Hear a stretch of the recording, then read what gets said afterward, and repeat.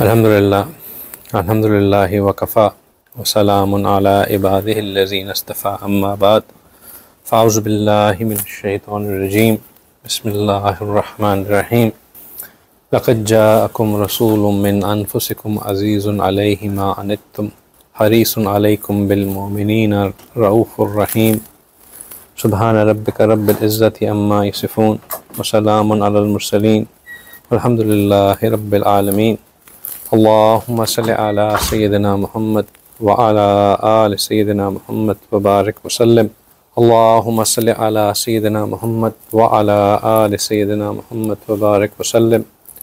अल्लाहुम्मा सल्लि अला सय्यिदिना मुहम्मद व अला आलि सय्यिदिना मुहम्मद व बारिक वसल्लम। रब्बि यस्सिर व ला तुअस्सिर व तम्मिम बिल खैर व बिका नस्तईन।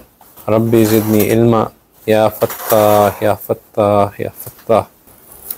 अल्हम्दुलिल्लाह, अल्लाह सुब्हान तआला के करम से, अल्लाह सुब्हान तआला के फ़ज़ल से हम एक बार फिर अपनी इस वीकली मजलिस में शामिल हैं। ये अल्लाह सुब्हान तआला का हम पे ख़ास फ़ज़ल है, अपना ख़ास करम है कि अल्लाह सुब्हान तआला हमें इन मजालिस का हिस्सा बनने, इनमें आके कुछ सीखने की तौफ़ीक़ अता फ़रमाते हैं।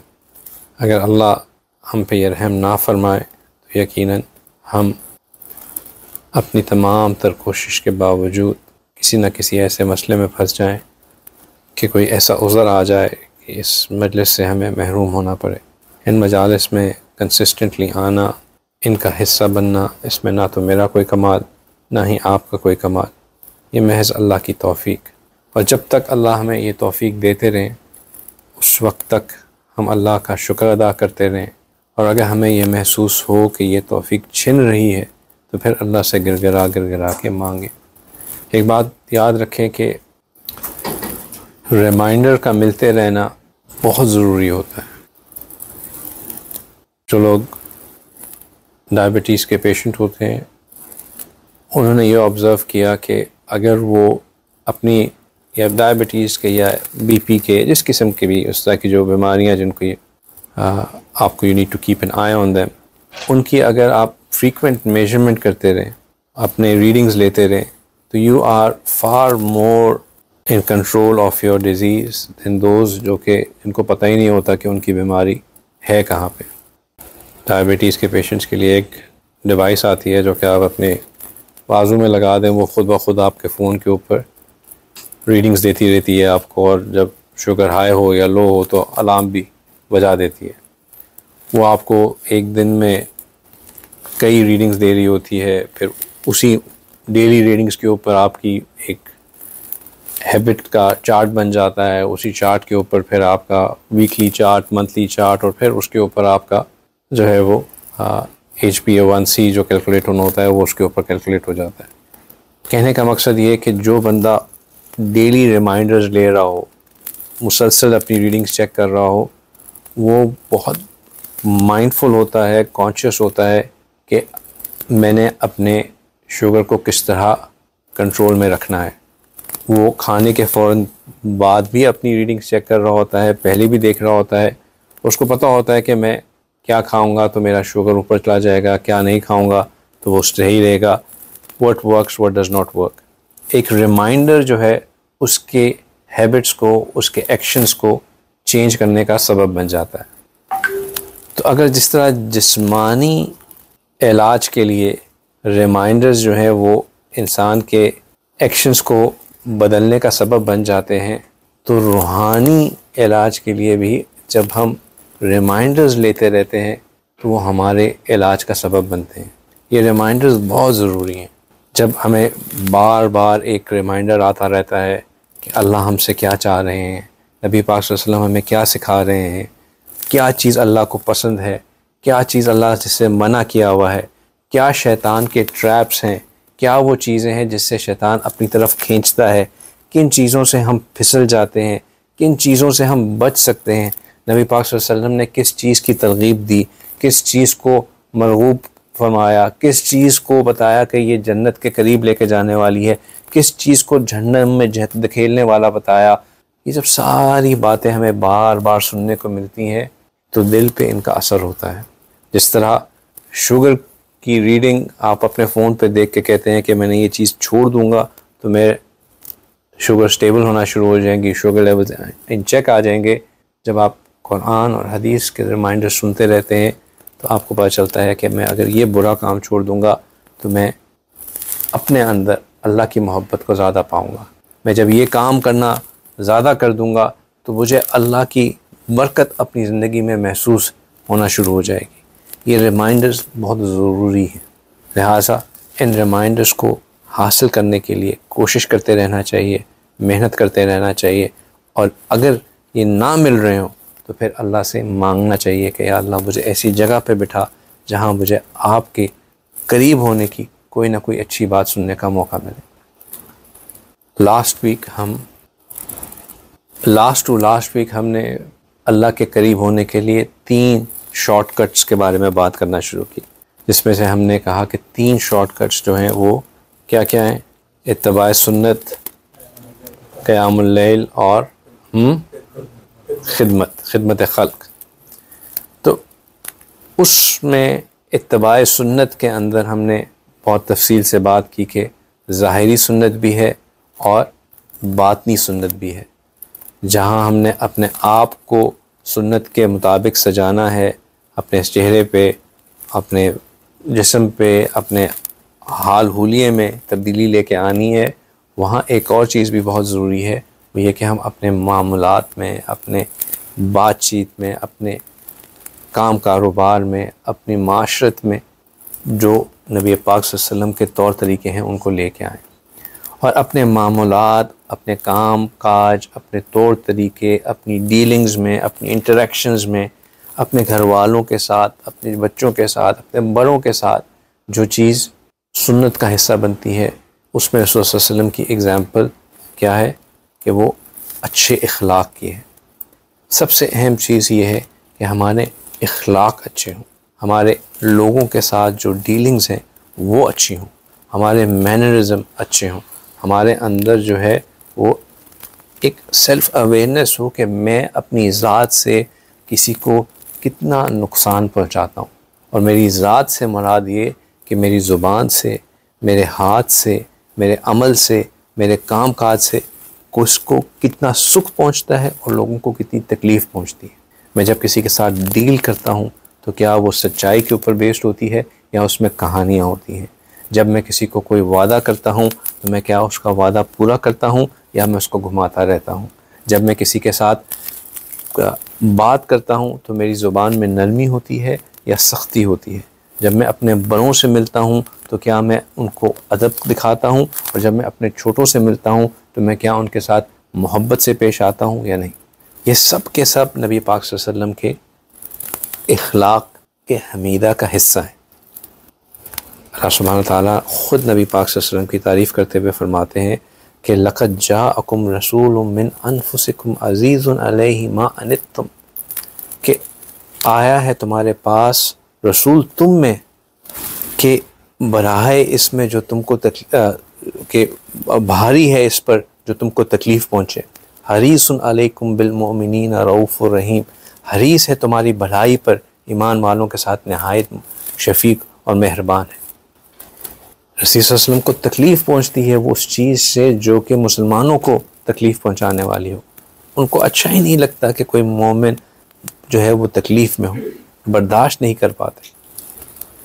फिर इसी चीज़ के ऊपर हमने बहुत तफसील से बात की, अगरचे कि हमने पिछले ही सेशन में बात को मुकम्मल कर लेना, लेकिन यही समझने के लिए कि ईमान के मुकम्मल होने में सिर्फ़ इबादात काफ़ी नहीं है, बल्कि ईमान के कामिल होने में ये भी ज़रूरी है कि इंसान के इखलाक अच्छे हों। इन्ना अकमलल मोमिनीना ईमानन अहसनहुम खुलुका, कि मोमिनीन में से सबसे ज़्यादा कामिल ईमान वाला वो शख्स है जो सबसे ज़्यादा अच्छे इखलाक वाला हो। यानी कि सबसे ज़्यादा कामिल ईमान उसका है जिसके इखलाक भी अच्छे हैं। फिर हमने ये समझा कि ये वो चीज़ है जो कि रोज़े महशर सबसे ज़्यादा भारी होगी। यानी कि जो चीज़ अगर मुख्तलिफ़ चीज़ें वेइंग के लिए रखी जाएंगी, उनमें से जो चीज़ बाकी सबको आउटवे कर देगी वो इंसान के इखलाक है। जितने अच्छे अखलाक होंगे उतना इंसान के लिए ज़्यादा बेहतर होगा। फिर हमने नबी पाक सल्लल्लाहु अलैहि वसल्लम का जो सबसे पहला पैगाम था, जो उन्होंने एक मिशन सेट किया था, एक विज़न डिफ़ाइन किया था मुसलमानों के लिए मदीना शरीफ में जाके, उसके ऊपर गौर किया तो उसमें भी 4 चीज़ों में से 3 चीज़ें क्या थी?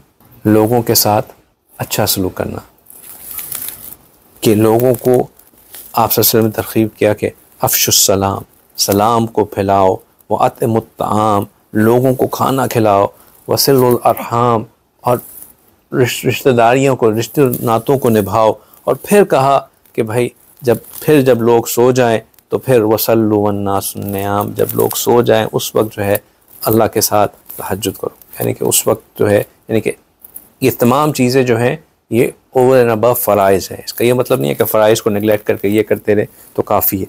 कमाल कब है? जब फ़र्ज़ भी हों और उसके ऊपर फिर अखलाक भी हों। और ये वो चीज़ें हैं जिसकी वजह से आप सल्लल्लाहु अलैहि वसल्लम ने फरमाया कि तुम जन्नत में दाखिल होगे सलामती के साथ। ये सब बातें करने के बाद हमने कहा कि अब ये बात तो समझ में आ गई कि अखलाक हमीदा बहुत ज़्यादा ज़रूरी हैं, और जिसने अखलाक हमीदा नहीं दिखाया उसने अपने ईमान को कामिल नहीं किया। अब अगला सवाल जो इंशाअल्लाह हम आज की मजलिस में एड्रेस करेंगे वो ये है कि अखलाक हमीदा है क्या?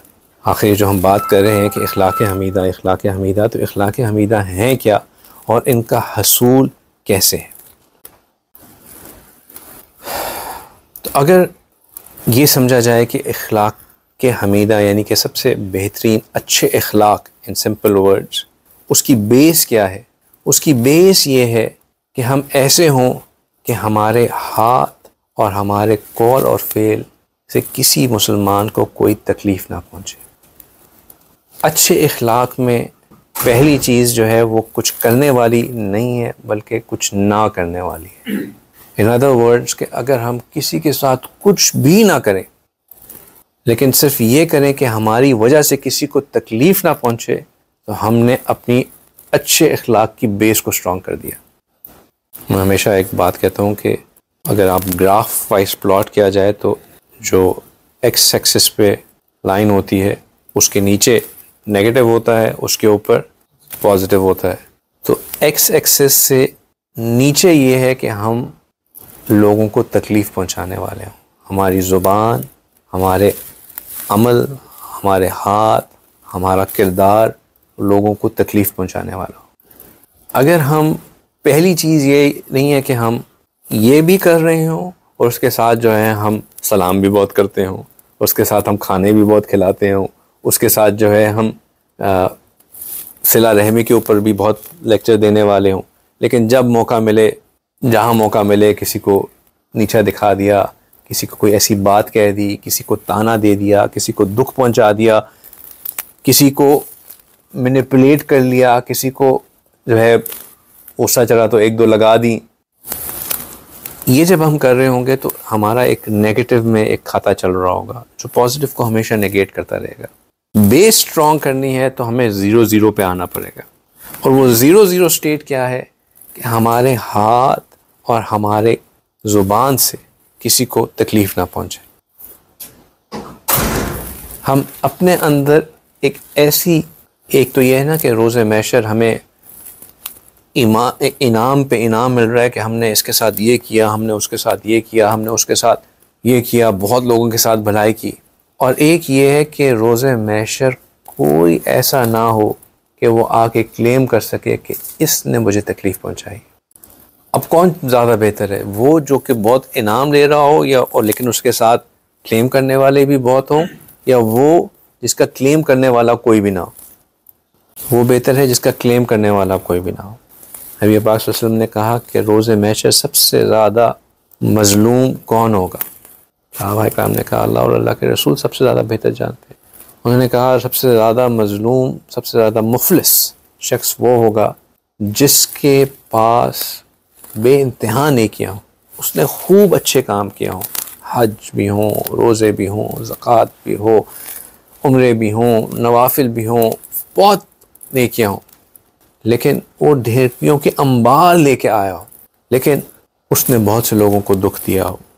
किसी को बुरा भला कहा हो, किसी को जली कटी बात कह के दिल दुखाया हो, किसी को ताना दिया हो, किसी को नीचा दिखाया हो, किसी की टांग काटी हो, किसी की टांग खींची हो, किसी की गीबत की हो, किसी को बुरा भला कहा हो, किसी पे झूठा इल्ज़ाम लगाया हो, ये शख्स रोज़े महशर अपनी नेकियों के अंबारों के साथ खड़ा होगा। फिर वो जिनको इसने दुख दिया होगा, जिनको बुरा भला कहा होगा, तकलीफ़ पहुंचाई होगी, एक एक करके आएंगे और इससे अपना हक़ मांगेंगे। अब इनको हक़ देने के लिए इसकी नेकियां जो ये लेके आया होगा वो इसके नामा अमाल से निकाल कर दूसरों के नामा अमाल में डालना दी जाएगी। हत्ता कि एक वक्त ऐसा आएगा कि अब इस शख्स के पास कोई और नेकी देने के लिए नहीं बचेगी और हिसाब लेने वाले और बहुत से लोग पीछे खड़े होंगे। अब लोग आएंगे, हिसाब मांगेंगे, इसके पास कुछ देने को नहीं होगा। तो अब इंसाफ के लिए ये किया जाएगा कि उनके गुनाह उठा के इसके नामा अमाल में डालना शुरू कर दिए जाएंगे। अब एक वक्त ऐसा आएगा कि इस शख्स के पास नेकी कोई नहीं होगी और गुनाहों के अंबार लगे होंगे जो कि दूसरों ने अपने नामा अमाल से निकाल के इसके नामा अमाल में डाल दिए होंगे। और फिर फैसला किया जाएगा कि इतने गुनाहों की वजह से इसको जहन्नुम में भेज दिया जाए। तो ये सबसे ज़्यादा मुफलिस शख्स होगा। तो सबसे बेहतर तो वो है कि हम इस स्टेट में रोज़े महशर में पहुँचें कि हमारी वजह से किसी मोमिन को कभी दुख पहुँचा ही ना हो। आप सल्लल्लाहु अलैहि वसल्लम ने फरमाया, अल मुस्लिमु मन सलिम अल मुस्लिमूना मिन लिसानिही व यदिही। मुसलमान तो वो है जिसकी ज़ुबान और हाथ से दूसरे मुसलमान सलामत रहें।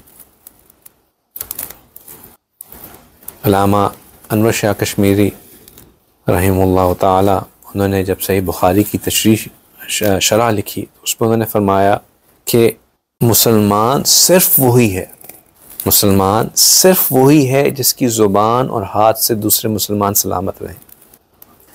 और अगर कोई बंदा इस पे सवाल करे कि क्या अगर किसी शख्स से दूसरे मुसलमान को ईज़ा पहुंच जाए तो क्या वो मुसलमान नहीं रहता, तो वो कहते हैं कि मैं इसका जवाब यूँ दूंगा कि वो मुसलमान तो रहता है लेकिन इसका ईमान, इसका इस्लाम इतना कमज़ोर होता है कि वो इस इस्लाम की बुनियाद पर मुसलमान कहने का मुस्तहिक नहीं होता। उन्होंने कहा इसकी मिसाल बिल्कुल ऐसी ही है कि अगर किसी के पास कुछ 100 रुपये हो तो उसको मालदार नहीं कहा जाएगा, उसको मालदार नहीं कहा जाएगा कि इसके पास माल इतना कम है कि ये मालदार कहलाने के लायक नहीं है।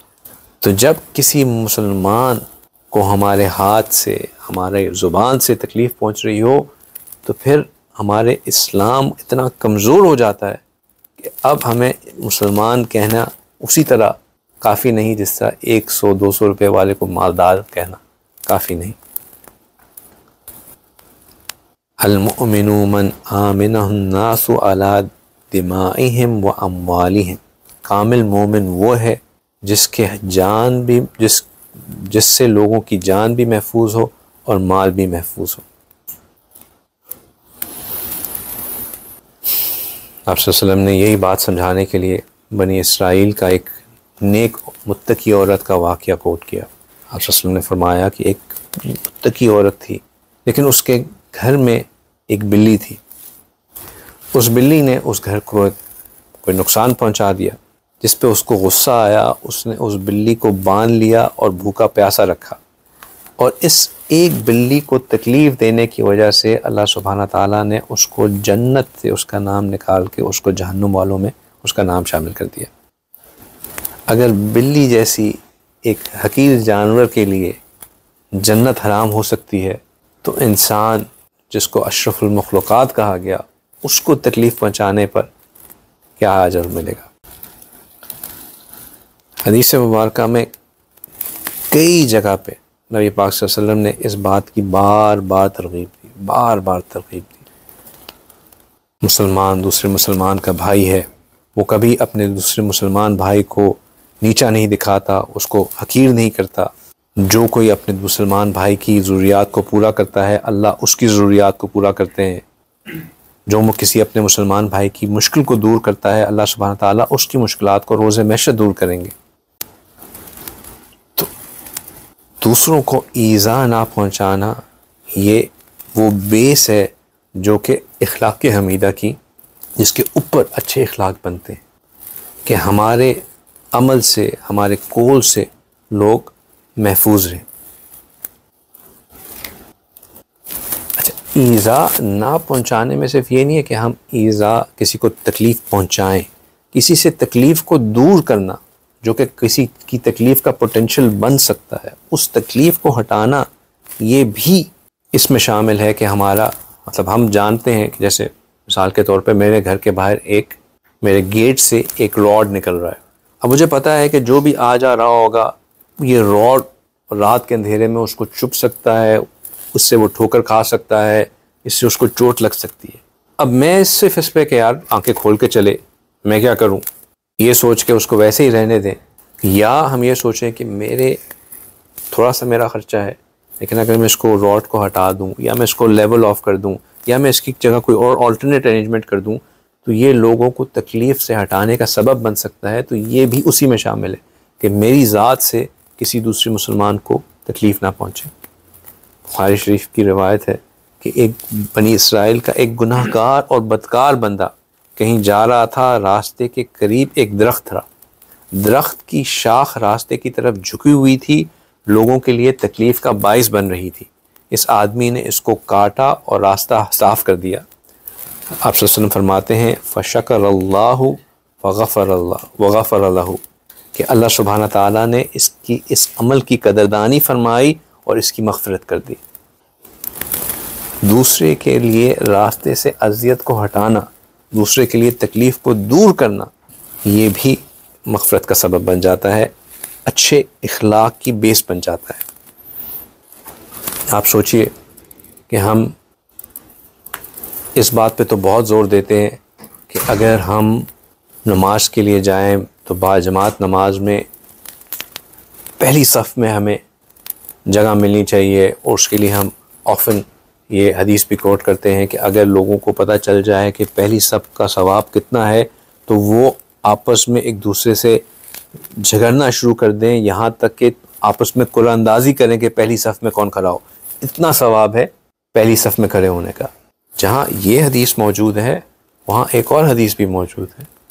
वहाँ आप सल्लल्लाहु अलैहि वसल्लम फरमाते हैं कि अगर पहली सफ़ में लोग ज़्यादा खड़े हो जाएं और तंगी महसूस हो रही हो, और कोई बंदा इस नीयत से कि मैं पिछली सफ़ में चला जाऊँ ताकि आगे वालों को खुली जगह मिल जाए, वो आराम से नमाज़ पढ़ सकें, उनके खुशू में कोई खलल ना हायल हो, तो अल्लाह सुब्हाना ताला इस बंदे को पहली सफ़ की निस्बत ज़्यादा, कई गुना ज़्यादा सवाब अता फरमाते हैं। तो दूसरों के लिए राहत का सबब बनना, दूसरों की तकलीफ़ को नेगेट करना, अपनी ज़ात से किसी को तकलीफ़ ना पहुँचाना, ये बेस है किसकी, अच्छे इखलाक होने की। इसके बरक्स अगर हम अपनी ज़िंदगियों का जायज़ा लें तो कंप्लीट ऑपोजिट। हम सुबह से लेकर शाम तक सिर्फ ये गौर करें कि मेरी ज़ुबान से हम कितने लोगों को तकलीफ़ पहुंचाने का सबब बनते हैं। हम कितने लोगों के बारे में ऐसी बात कहते हैं जिसका शायद कोई हकीकत के ऊपर बेस ही ना हो। हम कितने लोगों के बारे में ऐसी चीज़ें फॉरवर्ड कर रहे होते हैं जो कि बेसिकली उनकी मजाक उड़ाने का सबब बन रही होती हैं। ये जो व्हाट्सएप और सोशल मीडिया है, ये भी हमारी ज़ुबान की एक्सटेंशन है। जब हम किसी चीज़ को पोस्ट कर देते हैं, या हम किसी चीज़ को फॉरवर्ड कर देते हैं, या किसी को शेयर कर देते हैं, तो वो ऐसा ही है जैसे हमने उसको बयान कर दिया, उसको दूसरों तक पहुंचा दिया। वो हमारी ज़ुबान की तर्जुमानी होती है, वो हमारी तरफ से लिखा जाएगा कि ये इसने कहा। और जब हम किसी के बारे में कोई झूठी खबर आगे फॉरवर्ड कर देते हैं बग़ैर तहकीक किए हुए, या हम कोई ऐसी बात कह देते हैं जो कि सच्ची नहीं होती, या ऐसी बात कह देते हैं जिसमें उसकी कोई खामी या कोई कोताही सामने नज़र आ रही होती है, तो हम उसको तकलीफ़ पहुंचाने का, हम उसके ऊपर या तो हम गीबत कर रहे होते हैं या हम तोहमत लगा रहे होते हैं। सहाबा इकराम ने पूछा कि या रसूलल्लाह गीबत क्या है? उन्होंने कहा कि गीबत यह है कि तुम किसी के बारे में कोई ऐसी बात कहो जिससे उसको तकलीफ़ पहुँचे। तो उन्होंने कहा कि या रसूलल्लाह क्या हो कि अगरचे कि वो बात ऐसी हो जो कि सच्ची हो। आप सल्लल्लाहु अलैहि वसल्लम ने कहा कि अगरचे कि वो बात ऐसी हो कि जो कि सच्ची हो, क्योंकि अगर वो सच्ची नहीं है तो तुम गीबत नहीं कर रहे, तुम तो तोहमत लगा रहे हो, जो कि उससे भी बड़ा गुनाह है। उससे भी बड़ा गुनाह है। हम अपनी ज़ुबान से जब किसी को कोई ऐसा ताना देते हैं या उसकी किसी ऐसे बात कहते हैं, दो बच्चे आपस में लड़ रहे हैं, दूसरा एक को कहता है you don't know how to read and write, अब जिससे अगले को तकलीफ़ पहुंच रही है, उसको दुख पहुंच रहा है, ये हम अपने लिए जहन्नुम में जगह गाड़ रहे हैं, क्योंकि एक और मोमिन को उससे तकलीफ़ पहुंची। किसी को ताना देना, उसकी गलती के ऊपर ताना देना, ये तो बहुत ही गलत बात है। मोमिन का हक़ तो ये है कि अगर हमें किसी की कमज़ोरी पता हो तो हम उसके लिए दुआ करें, कि तुम्हारे अंदर अल्लाह ने ये कमज़ोरी रखी है, अल्लाह इस कमज़ोरी को जल्द दूर करे। मोमिन का हक़ तो ये है कि हम उसकी कमज़ोरी के लिए सलूशन निकालें कि तुम्हें ये नहीं आता, let me help you with this, let me find a solution for this for you. ये अच्छे अखलाक है, ये वो बेस है। और ये अभी मैंने बिल्डिंग नहीं खड़ी की अच्छे अखलाक की, ये तो सिर्फ बेस है, bare minimum that needs to be done to be qualified कि मेरे अखलाक अच्छे हैं। मैं बुरे अखलाक का मालिक नहीं, मैं अच्छे अखलाक का मालिक हूँ। बेस तो बेस ये हुई कि हमारी ज़ुबान से और हमारे हाथ से किसी दूसरे मुसलमान को ईज़ा ना पहुँचे। फिर अब इसके ऊपर एक एक करके अखलाक के लेवल्स बढ़ते चले जाते हैं। जितना ज़्यादा हम करते जाएंगे, जिन जिन चीज़ों का मैं ज़िक्र करूँगा, उतना हमारा अखलाक आला से आला तर होता चला जाएगा। और ये सब की सब चीज़ें नबी पाक सल्लल्लाहु अलैहि वसल्लम के अंदर मौजूद थीं, आप सल्लल्लाहु अलैहि वसल्लम के अखलाक का हिस्सा थीं। लिहाजा जो अल्लाह तक पहुँचने का सबसे आसान रास्ता कि नबी पाक सल्लल्लाहु अलैहि वसल्लम की सुन्नतों पे कामिल अमल किया जाए, अगर हम अपने अखलाक को बेस लेवल पे ला के इन चीज़ों को अंदर लेके आएंगे तो इसका मतलब ये होगा कि हम इन सुन्नतों पे अमल कर रहे होंगे और अपने आप को अल्लाह के करीब कर रहे होंगे। नीयत हमारी यही होनी चाहिए कि मैं नबी पाक सल्लल्लाहु अलैहि वसल्लम की सुन्नतों पे अमल करते हुए अपने अंदर इन अखलाक को लेके आ रहा हूँ। क्या है वो अखलाक? सबसे पहली चीज़ कि जो पहला पॉइंट था उसका ऑपोजिट। पहला पॉइंट ये क्या था कि मैं दूसरों के लिए नुकसान का सबब ना बनूं। तो अब दूसरा पॉइंट ये हो गया कि मैं दूसरों के साथ भलाई करने वाला बनूं, उनको राहत पहुंचाने वाला बनूं, उनके ऊपर रहम करने वाला बनूं, उनके ऊपर तरस खाने वाला बनूं। तरस क्या होता है कि किसी को के लिए to feel sorry for someone, right, to feel the pain, किसी के दुख को दुख समझना, फिर उस दुख को दुख समझ के उस दुख को हटाना, उस दुख को दुख समझ के उस बंदे के ऊपर रहम करना। और ये रहम जो है ये अरबी का लफ्ज़ है। तरस खाना उर्दू का लफ्ज़ हो गया, रहम करना अरबी का लफ्ज़ हो गया। लेकिन ये रहम जो है ये कोई आम लफ्ज़ नहीं है, ये अल्लाह सुब्हाना ताला का निहायत ही पसंदीदा काम है, रहम फरमाना। अल्लाह सुब्हाना ताला अपनी सिफ़ात में से सबसे ज़्यादा जिस सिफ़त पे नाज फरमाते हैं वो अपनी सिफ़त रहमत है। अल्लाह सुब्हाना ताला कुरान पाक को शुरू करने से पहले जिन दो सिफ़ात से कहते हैं कि इसको शुरू करो, वो भी इसमें ज़ात के साथ कौन सी दो सिफ़ात आती हैं? बिस्मिल्लाह अर्रहमान अर्रहीम। दोनों सिफ़ात अर्रहमान अर्रहीम एसोसिएटेड हैं रहम के साथ। फिर उसके बाद अल्हम्दुलिल्लाह रब्बिल आलमीन, क्या? अर्रहमान अर्रहीम। फिर दोबारा इन्हीं सिफ़ात का रहम अल्लाह सुब्हाना ताला की वो सिफ़त है जो अल्लाह सुब्हाना ताला जिस पे बहुत नाज करते हैं और वो लोगों में भी यही सिफ़त देखना चाहते हैं। नबी पाक सल्लल्लाहु अलैहि वसल्लम ख़ुद लोगों के ऊपर नहायत रहीम थे। और जो मैंने फिर वही बात कि जो आयत मुबारका जिसका हमने शुरू में ज़िक्र किया, आप सल्लल्लाहु अलैहि वसल्लम को कहा कि अलैकुम बिल मुमिनीना रऊफ़ुर रहीम, कि बहुत ही ज़्यादा रहीम थे अपने लोगों के साथ। अल्लाह सुब्हाना ताला इस बात की दलील पेश कर रहे हैं, अल्लाह सुब्हाना ताला इस बात को सेकंड कर रहे हैं कि नबी पाक सल्लल्लाहु अलैहि वसल्लम बहुत रहीम थे। नबी पाक सल्लल्लाहु अलैहि वसल्लम की आंखों की ठंडक किस चीज़ में थी? नमाज में थी। यानी कि जब वो नमाज पढ़ते थे तो ये उनका फेवरेट काम था, वो उनको एक तसल्ली मिलती थी, सुकून मिलता था। लेकिन रहमत का अंदाज़ा इस बात से लगाएं कि फरमाते हैं कि मैं जब नमाज पढ़ना के लिए मुसल्ले पर खड़ा होता हूँ, नमाज शुरू कर चुका होता हूँ, मेरा जी चाह रहा होता है कि मैं लंबी जो है वो क़िरात करूं, लेकिन पीछे से किसी बच्चे की रोने की आवाज़ आती है। मैं सोचता हूँ मुमकिन है कि इसकी वालिदा नमाज़ पढ़ रही हो, बच्चा परेशान हो रहा हो, रो रहा हो, मुझे उस बच्चे की तकलीफ़ महसूस होती है और मैं अपनी नमाज को मुख्तसर कर देता हूँ कि बच्चा जल्द अपनी वालिदा से जा मिले। सेल्फिशनेस नहीं कि मेरी आंखों की ठंडक है, मैं नमाज को लंबा पढ़ता रहूँ। हम क्या करते हैं, नमाज़ पढ़ने जाते हैं, किसी को टाइम दिया होता है, अब मैंने नमाज भी पढ़नी है, फ़र्ज़ भी पढ़ूँगा, फिर उसके बाद नवाफिल भी पढ़ूँगा, सुनते भी पढ़ूँगा, और उसके बाद तो फिर मैंने ये वाली सुन्नत भी पढ़ना होती है, वो मेरी क़ज़ाए उम्री भी रहती है। सब पढ़ के क्या हो गया, वो वेट कर रहे हैं, तो मैं तो नमाज़ पढ़ रहा हूँ, तो आला काम कर रहा हूँ। मेरे भाई, वो जो बंदा आपके इंतज़ार में सूख रहा है, जिसको आपने टाइम दिया था, जो तकलीफ़ में बैठा हुआ है, इंतज़ार में बैठा हुआ है, उसका इंतज़ार में बैठना, उसको तकलीफ़ पहुँचना आपकी नमाज़ों के सवाब को नेगेट कर रहा है। आपने किसी को टाइम दिया है, फ़र्ज़ पढ़ें, बाहर है, पहले उस बंदे से फ़ारिग हों, मुलाकात का जो वक्त दिया है अपने उस कमिटमेंट को, उस वादे को पूरा करें, उसके बाद फिर जो आपने अल्लाह के साथ वन ऑन वन टाइम गुजारना है गुजारें।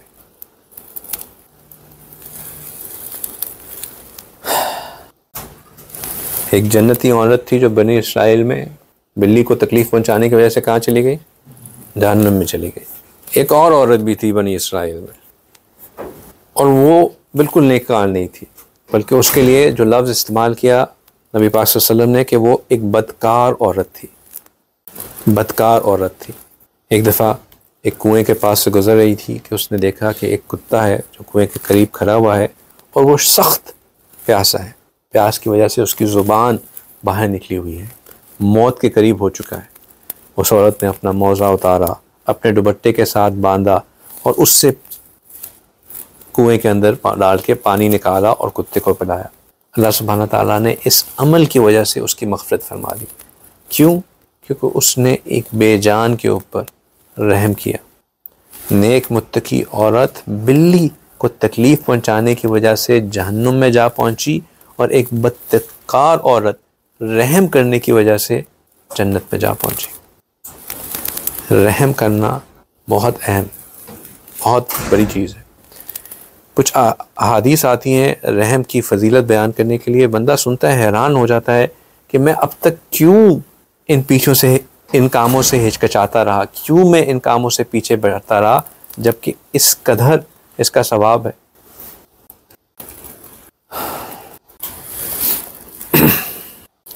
आप सल्लल्लाहु अलैहि वसल्लम ने फरमाया कि जिस शख्स ने किसी मुसलमान की दुनियावी तकलीफ़ों में से कोई तकलीफ़ दूर की, अल्लाह इसकी क़यामत की तकलीफ़ों में से कोई तकलीफ़ दूर करेगा।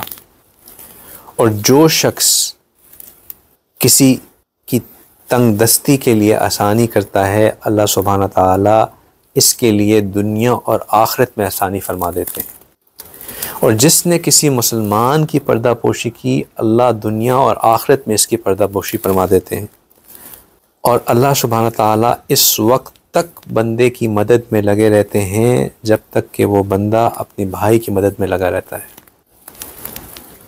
जिसने किसी की तकलीफ़ दूर की, अल्लाह क़यामत के रोज़ उसकी तकलीफ़ दूर करेंगे। जो किसी की तंगदस्ती में उसकी आसानी करता है, किसी के कर्ज़ को माफ़ कर देता है, किसी के बोझ को हल्का कर देता है, अल्लाह सुब्हानहू तआला दुनिया और आखिरत में उसके बोझ को हल्का कर देते हैं, उसके कर्ज़ को माफ़ कर देते हैं। जो किसी की पर्दापोशी करता है, अल्लाह उसकी पर्दापोशी फरमाता है। और जो शख्स किसी की मदद में लगा रहता है, अल्लाह सुब्हानहू तआला उसकी मदद में लगे रहते हैं। हम किसी के काम के लिए बाहर निकलें, भाग दौड़ करें, अल्लाह सुब्हानहू तआला हमारे कामों की देखभाल करते रहते हैं। अल्लाह सुब्हानहू तआला हमारे कामों में हमारी मदद फरमाते रहते हैं, हमारे कामों को हमारे लिए लुक आफ्टर करते रहते हैं।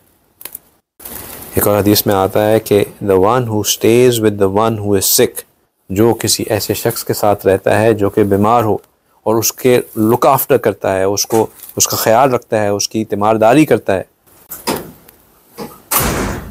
अल्लाह सुब्हानहू तआला जो है उसको मुहसिनीन का दर्जा अता फरमाते हैं। तो दूसरों के साथ भलाई करना, दूसरों के साथ रहम करना, उनकी मुश्किल को अपनी मुश्किल समझ के उनकी मदद करना या उनकी खिदमत करना, ये बहुत बड़ा अजर का सवाब है। अब यहाँ पे हमारे लिए लेसन क्या है? ऐसा नहीं है कि हम दिन में किसी की खिदमत नहीं कर रहे होते। हमारे घर में जो ख़वातीन हैं वो दिन रात खिदमत कर रही होती हैं, शौहर की खिदमत कर रही होती हैं, बच्चों की खिदमत कर रही होती हैं, अपने माँ बाप की खिदमत कर रही होती हैं, अपने सास ससुर की खिदमत कर रही होती हैं, घर के सफाई का ख्याल रख रही होती हैं, खाने पीने का ख्याल रख रही होती हैं, बच्चों की तरबियत का ख्याल रख रही होती हैं। ख़वातीन के लिए तो ये गोल्डन अपॉर्चुनिटी है, गोल्डन अपॉर्चुनिटी। क्या कि वो सिर्फ ये नियत कर लें कि मैं ये काम खिदमत के लिए कर रही हूँ, ये मैं जो काम करती हूँ, ये जो मैं घर के रोज़ सुबह से लेके शाम तक, शाम से लेके रात तक, रात से फिर सुबह तक जो मैं चीज़ों घर को संभालती हूँ, कामों को निपटाती हूँ, इसकी नीयत अगर वो खिदमत की नीयत कर लें, इसकी नीयत वो ये कर लें कि मैं अपने घर वालों की बेहतरी के लिए ये काम कर रही हूँ, इसको बोझ ना समझें, इसके ऊपर क्रिब ना करें, इसके ऊपर ये ना करें कि क्या मुसीबत आ गई है, मैं कहाँ फंस गई हूँ, तो ये उनके लिए सीधा जन्नत का रास्ता है, इंस्टेंट जन्नत का रास्ता है। जब वो इस नीयत से काम करेंगी, जो उनके अपने काम अटके काम होंगे अल्लाह उनको निकालेगा। दूसरों की खिदमत करने पे हमारे अकाबरीन इतने हरीस थे कि वो जब कहीं जाते या किसी ग्रुप का हिस्सा होते तो वो पहले से ऐलान कर देते कि मैं यहाँ पे आया ही खिदमत के लिए हूँ।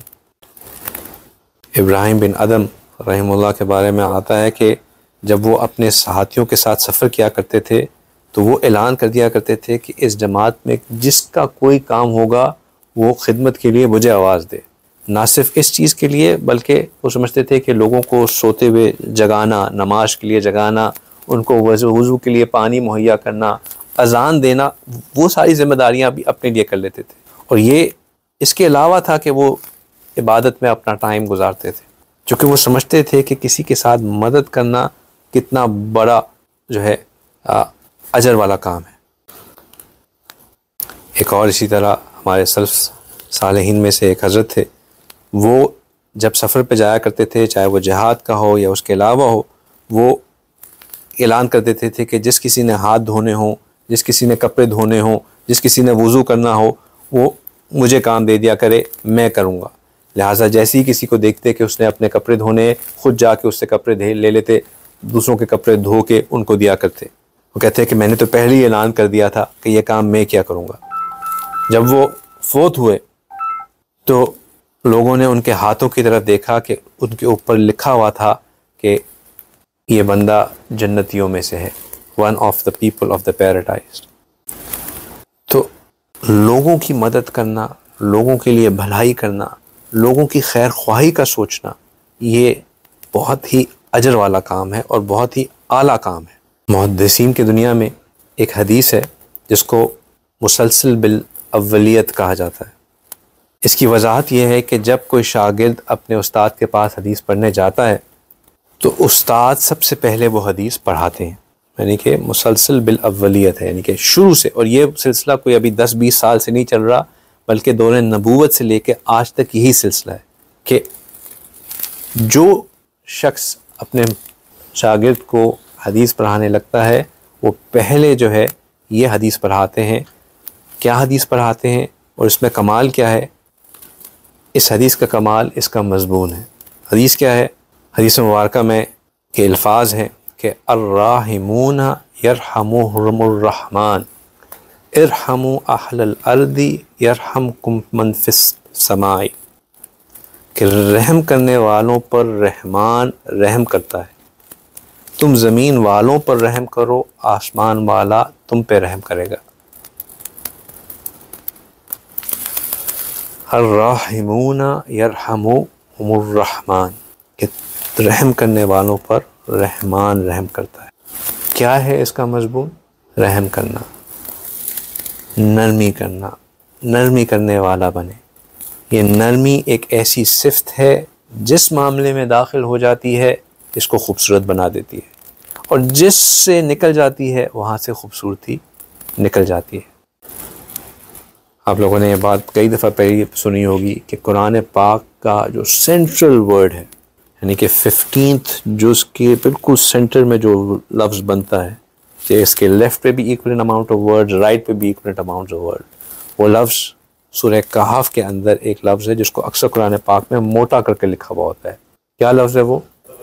वल यतलत्तफ, जिसका मतलब क्या है? नरमी की। ये कुरान का सेंट्रल मैसेज है, सेंट्रल पॉइंट है, नरमी करना। नरमी करना ये एक बहुत आला दर्जा है। किसी को नुकसान ना पहुंचाना नेगेटिव से 0 पे ले आता है, और उसके बाद लोगों के साथ नरमी करना इंस्टेंटली आपको हाई पॉजिटिव्स में ले जाता है। हाई पॉजिटिव, ये छोटी चीज़ नहीं है कि अभी तो मैं बिल्कुल 0 पे था, नरमी कर ली तो थोड़ा सा ऊपर आ गया। नहीं, ये नरमी करना बहुत ऊपर ले जाता है। फिर इससे भी एक आला चीज़ है, और वो ये है कि दूसरों की पर्दापोशी करना। दूसरों की पर्दापोशी करना, दूसरों के गुनाहों पे, दूसरों की ये बेहतरीन एग्जाम्पल है। अब ये बात हमें पता चली, अब हम अपने घर वालों को जाके बताएं कि वो जी हम बैठे हुए थे वहाँ पे, वो बच्चा था, फलां का बच्चा था, वैसे ही उन्होंने जैसे शेख साहब ने बात करना शुरू की, ये बात आना शुरू हो गई। एक ये भी ऑप्शन है, और दूसरा ऑप्शन ये है कि इस बात को बिल्कुल भूल ही जाए, ये हुई ही नहीं। दिल क्या अटेम्प्ट करेगा कि फ़ौरन जाके ये किस्सा सुनाया कि भाई एक मज़ेदार बात हो गई, सबको हंसी आ गई, सीरियस बात हो रही थी, जोक क्रैक हो गया, है ना। लेकिन आला इखलाक क्या चाहेंगे? बड़ा अल्लाह सुब्हान ताला ने बड़ा बरमौका ये चीज़ एग्जाम्पल दे दी। मैं इधर उधर की बातें करता शायद इतना समझ में ना आती, लेकिन अब मौके की मुनासबत से बात समझ में आ रही कि आला इखलाक क्या है। कि ये बात पेश आई, इसको बिल्कुल भूल ही जाए जैसे ये हुआ ही ना। बचपन से हम एक हदीस मुबारका पढ़ते आ रहे हैं, लेकिन शायद हमने कभी उसके ऊपर इतना गौर नहीं किया। क्या हदीस है? अल-मुमिनु मिरअतुल मुमिन, मोमिन मोमिन का आईना है ना। कभी गौर किया कि इसका मतलब क्या है? मोमिन का आईना है। आईने में मिरर, उसके अंदर 3 ख़ास बातें होती हैं। There are 3 specialities in it. एक तो ये कमाल होता है कि जब हम इसके सामने खड़े होते हैं तो ये मेरे ऐब, मेरे अयूब, मेरे चेहरे के ऊपर दाग धब्बे, मेरे कपड़े के ऊपर जो स्पॉट्स लगे हुए हैं, वो सब दिखा देता है। जब हम शीशे के सामने खड़े होते हैं तो हमें नज़र आता है कि भाई बाल बने हुए हैं, नहीं बने हुए हैं, मेकअप सेट है, नहीं है, ठीक है ना, कितनी सुर्खी पाउडर लगाने की ज़रूरत है, कितना खुश्की मुंह पे लगी हुई है, क्रीम लगाने की ज़रूरत है, नहीं लगा, कपड़े इस्त्री हैं कि नहीं है।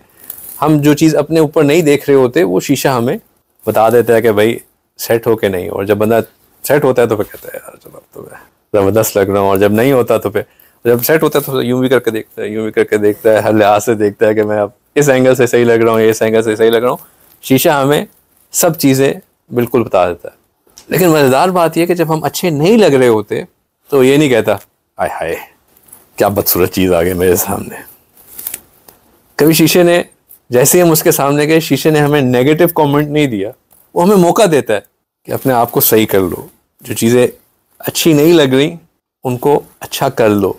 ताना नहीं देता, जलील नहीं करता, नीचा नहीं दिखाता, मौका देता है, हाईलाइट करता है कि ये चीज़ सही नहीं है, सब कुछ साफ साफ दिखाता है कि ये भी गलत है, ये भी गलत है, कपड़े भी सही नहीं है, चेहरे पे भी जो है वो छाइयाँ नज़र आ रही हैं, और बाल भी सफ़ेद नज़र आ रहे हैं, और ये भी सही नहीं है, वो भी सही नहीं है।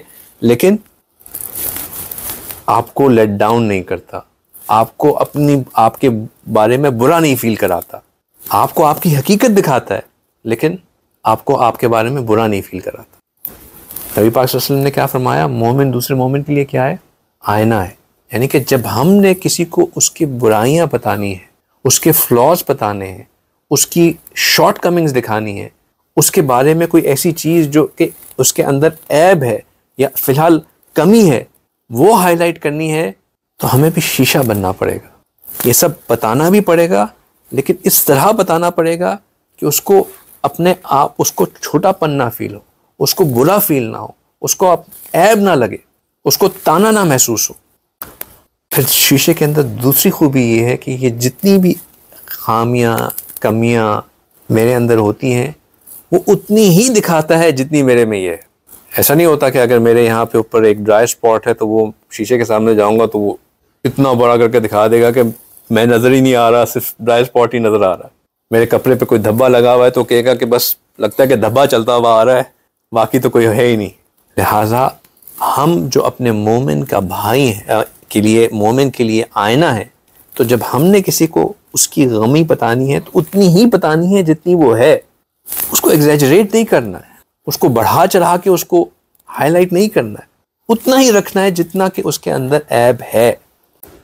और ऐब को ऐब के तौर पे भी नहीं बताना, एक मैटर ऑफ फैक्ट के तौर पे बताना है कि this is what how it is perceived, this is how it is seen. और तीसरी खूबी एक मिरर के अंदर, आईने के अंदर ये है कि वो मुझे मेरे ऐब, मेरी कमियां कोताहियाँ, मेरी गलतियाँ, मेरी खामियां उस वक्त तक दिखाता रहता है जब तक कि मैं उसके सामने खड़ा रहता हूँ। जैसे ही मैं हटता हूँ उसके सामने से, वो सब कुछ डिलीट हो जाता है। कोई चीज़ शीशे के अंदर नहीं रहती है, कोई प्लेबैक नहीं होता है। ये नहीं होता कि अगला बंदा आएगा वो पहले दिखाएगा कि जिससे पहले आया था ना, let's compare you with him, वो ऐसा था, उसमें ये था, उसमें ये था, उसमें ये था, बट तुम्हारे अंदर ये है, तुम्हारे अंदर ये है, तुम्हारे अंदर। There is no comparison, there is no playback, there is no showing कि उसमें ये था और तुम में ये है। There is no letting others know कि भाई मुझसे पहले जो आया था उसके अंदर क्या क्या था। जब तक उसके सामने था उसने मुझे मेरी हकीकत दिखाई, जब मैं हट गया तो सब डिलीट कर दिया। मेरे अयूब किसी और, मेरे जो खामियां हैं, मेरे अयूब किसी और को नहीं दिखाए। मोमिन के लिए आईना है। ये बहुत गहरी हदीस है, बहुत गहरी हदीस है। अब हम सोचें कि हम जब किसी के बारे में कोई बात जानते हैं तो इसमें से कितनी चीज़ों के ऊपर अमल करते हैं। क्या हम उसको वैसे ही उसको दिखाते हैं जैसे वो है? क्या हम उसको ऐसे कन्वे करते हैं कि उसकी ना दिल आज़ारी हो, ना उसको अपना आप बुरा लगे, ना उसको कोई छोटा फील हो, ना उसके अंदर कोई एहसास कमतरी पैदा हो? और क्या हम उसके ऐब को उस वक्त तक हाईलाइट करते हैं जबकि वो और मैं साथ हों और उसके बाद किसी और को उसका ऐब नहीं बताते? क्या हम ये करते हैं या नहीं करते? किसी के ऐब को छुपाना, किसी की इज्जत पे पर्दा डाल के रखना, ये बहुत बहुत बड़ी क्वालिटी है। ये आपके अंदर एक ज़र्फ़ का इजहार होता है। जो मशाइख होते हैं, जो औलिया अल्लाह होते हैं, उनके पास लोग जाके उनको क्या कुछ नहीं बताते, अपने गुनाहों के अंबार खोल देते हैं उनके सामने, क्योंकि अपना इलाज कराना होता है। लेकिन आप कभी भी नहीं देखेंगे कि वो किसी दूसरे के सामने बैठ के ये कहें कि भाई इसके अंदर तो ये भी मसला है, ये भी मसला है, ये भी मसला है। क्यों? ये सत्तारी करनी होती है, पर्दा डालना होता है। इस दुनिया में हम इतने बड़े बड़े लीगल कॉन्ट्रैक्ट साइन करते हैं कि अगर मुझे कोई बात पता चली, NDA साइन करते हैं, नॉन डिस्क्लोजर एग्रीमेंट साइन करते हैं।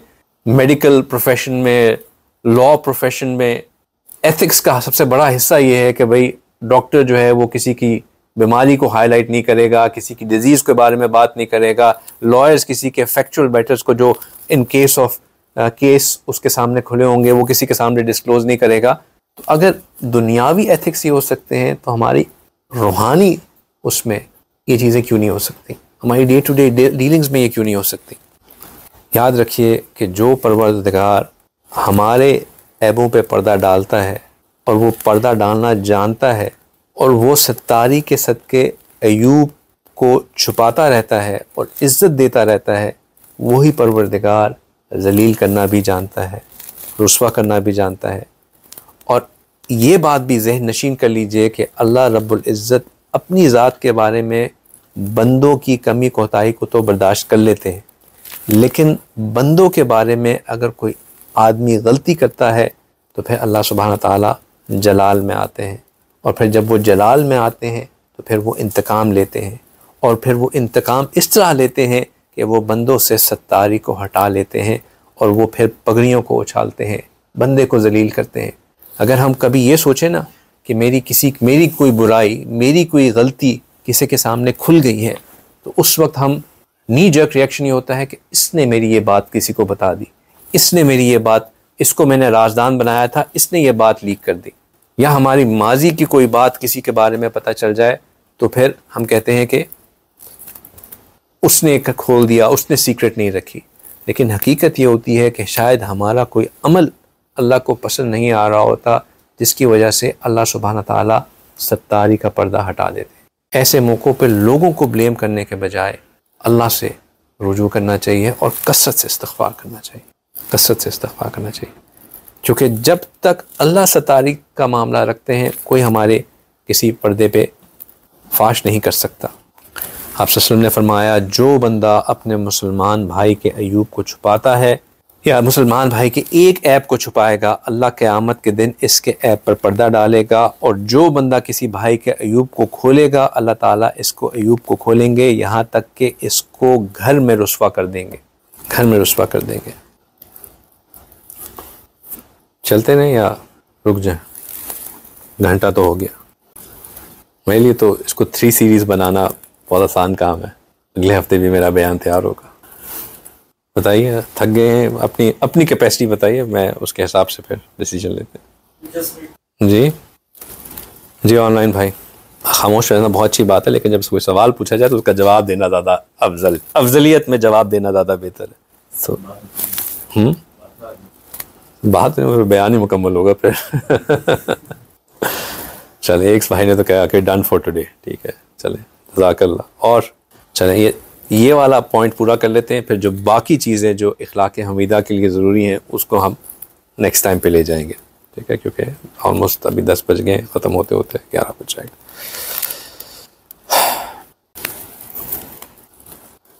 अल्लाह सुब्हानहू तआला ने फरमाया कि वैलुल लिकुल्लि हुमज़तिल लुमज़ा, वैल है हर उस बंदे के लिए जो कि ऐब जो हो और जो कि ऐब गो हो। हुमज़ा और लुमज़ा, हुमज़ा ऐब जो और लुमज़ा ऐब गो। क्या होता है ये ऐब जो ऐब गो? ये ऐप APP वाला नहीं है, आप लोग को नई ऐप आई है ऐप जो और ऐप गो, ये वो वाली ऐप नहीं है, ये ऐब है, ऐब, ठीक है। ऐब जो वो के जो किसी के फॉल्ट्स को ढूंढने वाला हो, कुरेद के लेट मी फिगर आउट कि इसके अंदर there has to be something wrong, it's too good to be true, कुछ ना कुछ तो there must be, there has to be something, वो जो है there has to be some skeletons in the closet, कहीं ना कोई तो कोई गड़बड़ होगी। ये बंदा कुछ दिखता तो बड़ा अच्छा है, लेकिन let me dig a bit deeper, देखूं तो सही कि अंदर कहाँ पे गड़बड़ है, कहाँ पे। किसी के अंदर ऐप को तराश के निकालना, लगे रहना, आपके वो कहते हैं टो में लगे रहना कि मुझे कहीं ना कहीं तो इसकी ऐप कोई ना कोई तो खामी इसकी नज़र आ ही जाएगी, बस इंतज़ार में रहना कि कुछ नज़र आए, let me get my hands on some fault. ये है कौन? ऐप जो, हुमज़ा। और लुमज़ा, अब जाहिर बात है जिसने इतनी मेहनत करके किसी के ऐप को निकाला है, तब वो निकाल के अपनी डायरी में तो नहीं रखेगा ना उसको। फिर नेक्स्ट स्टेप क्या होगा कि ऐप गो, उसकी तशहीर करे, उसको लोगों को बताए कि मैं फ़लाँ बंदे के साथ था, वो उसने तो I can't begin to tell you कि उसके बारे में मैंने क्या देखा। अल्लाह माफ़, ऐसे बनते हैं अल्लाह वाले, और फिर जब उनके साथ बैठो तो क्या क्या आपको देखने को मिलता है।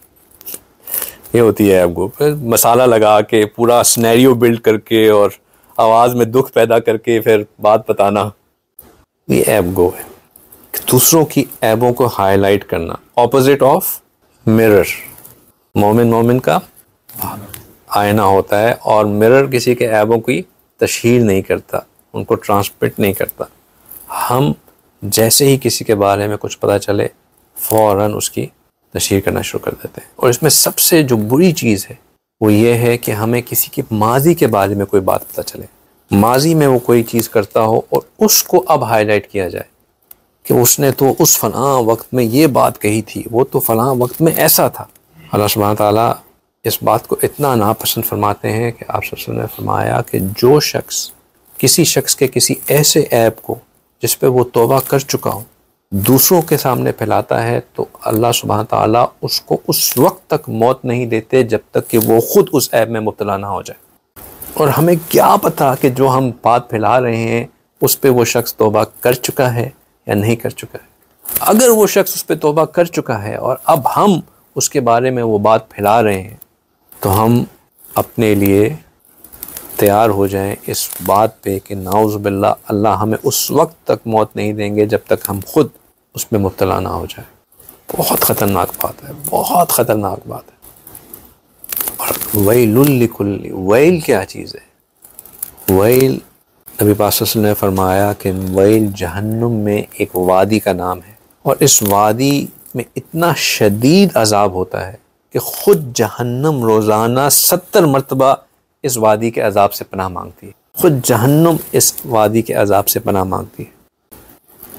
तो अपने ईमान को कामिल करने के लिए हमें अपने इखलाक को अच्छा करना होगा, और इखलाक को अच्छा करने में जो सबसे पहली चीज़ है वो ये है कि हम किसी को तकलीफ़ पहुंचाने का सबब ना बने। जो 0 लेवल है, बिल्कुल बेस लाइन है, वो ये है कि हम अपनी ज़ुबान से, अपने हाथ से किसी को तकलीफ़ बनाने वाले ना बने। और उससे ऊपर आगे बढ़ने वाली चीज़ ये है कि हम नरमी का मामला करें, नरमी का मामला करें, भलाई का काम करें, दूसरों के लिए खैर का सबब बने। और उससे ऊपर ये है कि हम दूसरों की ऐब पोशी करें, दूसरों की ख़ताओं को, दूसरों की ऐबों को, दूसरों की फॉल्ट्स को, दूसरों की शॉर्ट कमिंग्स को छुपाने वाले बने। एक बात आम तौर पे कही जाती है कि अगर हम किसी को कुछ करता देखें जो कि हमें नामुनासिब लगे, तो हमें चाहिए कि हम उसके लिए 70 एक्सक्यूज़, 70 उज़र तलाश करें। 70 एक्सक्यूज़ तलाश करना before we reach the conclusion कि ये बंदा गलत कर रहा है। यानी कि हमें किसी के बारे में पता चले, मिसाल के तौर पर आप जो है किसी को देखें कि वो जमात में नमाज़ पढ़ने, बाजमात की नमाज़ पढ़ने के लिए नहीं गया। अब इस बात पे पहुंचने से पहले कि ये बंदा तो देखो नमाज़ें मस्जिद में पढ़ता ही नहीं है, तौबा तौबा, ये स्टेटमेंट कंक्लूड करने से पहले 70 एक्सक्यूज़ उसके लिए सोचें कि वो नमाज़ पढ़ने मस्जिद में क्यों नहीं आता। चैलेंज करता हूँ मैं कि 5 से ज़्यादा अगर एक्सक्यूज़ आप निकाल लें तो बहुत बड़ी बात होगी। वजह क्या है ये बात कहने की कि 70 का लफ्ज़ कि इतने एक्सक्यूज़ तलाश करें कि आपके एक्सक्यूज़ एग्जॉस्ट हो जाए। और वाकई ही जब हम अपने एक्सक्यूज़ एग्जॉस्ट कर लेते हैं तो हम उसको बेनिफिट ऑफ डाउट देते, बेनिफिट ऑफ डाउट दें, दूसरे को बेनिफिट ऑफ डाउट दें। बेनिफिट ऑफ डाउट देना ये बहुत बड़ी चीज़ है। जब आप किसी को बेनिफिट ऑफ डाउट देते हैं तो फिर आप ऑटोमेटिकली उसके ऐब की पर्दापोशी कर रहे होते हैं, क्योंकि आप उसके ऐब को ऐब ही नहीं समझ रहे हो। दूसरों को बेनिफिट ऑफ डाउट देना सीखें और दें। इंशाल्लाह बेनिफिट ऑफ डाउट कैसे देते हैं और इससे इखलाक कैसे अच्छे होते हैं, ये जानने के लिए हम अगले हफ्ते फिर अल्लाह ताला की तौफीक से जमा होंगे और फिर इंशाल्लाह इस टॉपिक को कंक्लूड करेंगे। ये टॉपिक होना तो असूलन एक मजलिस में चाहिए था, लेकिन आज दूसरी मजलिस भी इसमें हम कंप्लीट नहीं कर सके। इंशाल्लाह नेक्स्ट टाइम इंशाल्लाह इसको कंप्लीट करेंगे। ठीक है। व आखिर दावाना अल्हम्दुलिल्लाहि रब्बिल आलमीन। जज़ाकुमुल्लाह खैर।